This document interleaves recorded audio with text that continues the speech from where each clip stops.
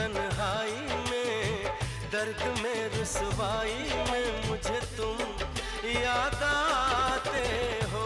यहाँ आप लोग कथा सुनने के लिए आए हो, मुझे तुम बलेश्वर बाबा के धाम में आए हो,